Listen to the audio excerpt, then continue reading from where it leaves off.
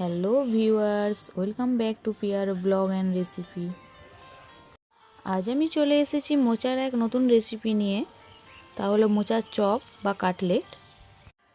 সন্ধ্যাবেলায় চায়ের আড্ডায় মোচার চপ খুবই লোভনীয় একটা জিনিস।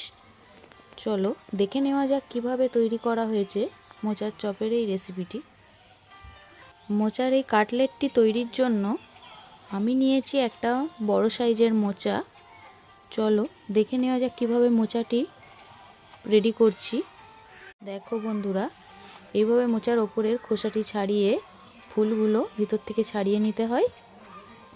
নিয়ে এবার একটা একটা করে ফুল থেকে মাঝের পুংকেশরটা আর একটা পাতলা যে এই যে অংশটা দেখতে পাচ্ছ, এটাকে ছাড়িয়ে নিতে হয়।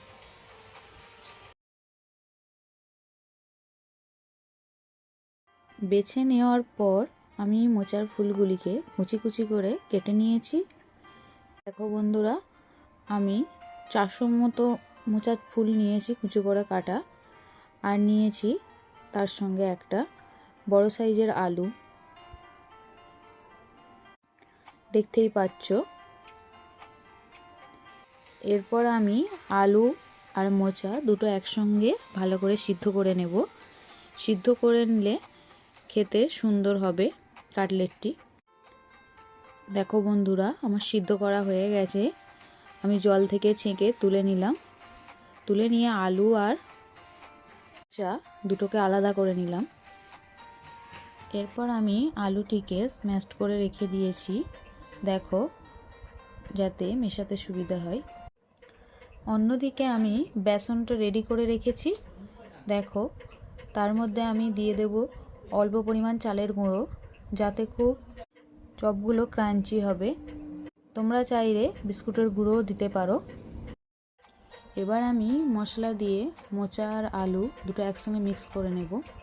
দেখো, আমি প্রথমে দিয়েছি অল্প পরিমাণ নুন, অল্প পরিমাণ চিনি, আর দিয়েছি হাফ চা চামচ হলুদ গুঁড়ো, আর দিচ্ছি অল্প পরিমাণ ধনে গুঁড়ো,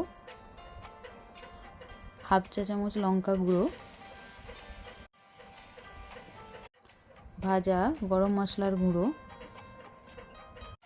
আর দিয়েছি 1 চামচ মতো আদা রসুন বাটা। এবার সবগুলি উপকরণ একসঙ্গে মিক্সড করে নেব। ভালো করে নিয়েছি।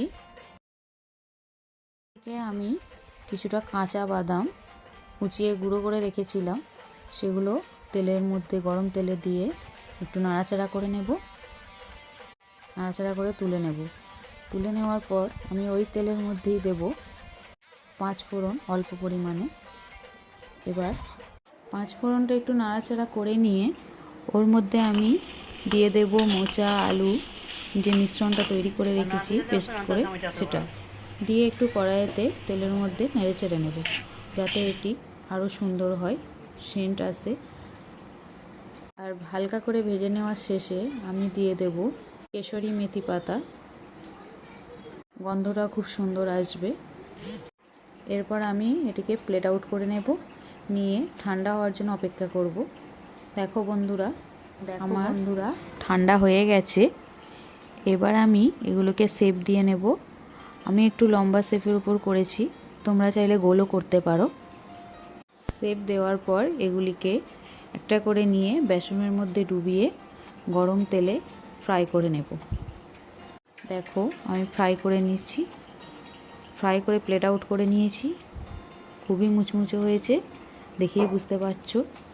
মোচার এই কাটলেটটি গরম গরম টমেটো সস দিয়ে খেতে সত্যি খুবই ভালো লাগে। তোমরাও বাড়িতে ট্রাই করে দেখবে। যদি ভালো লেগে থাকে তাহলে আমার চ্যানেলটিকে সাবস্ক্রাইব করবে, আর লাইক ও শেয়ার করতে ভুলবে না প্লিজ। Thank you.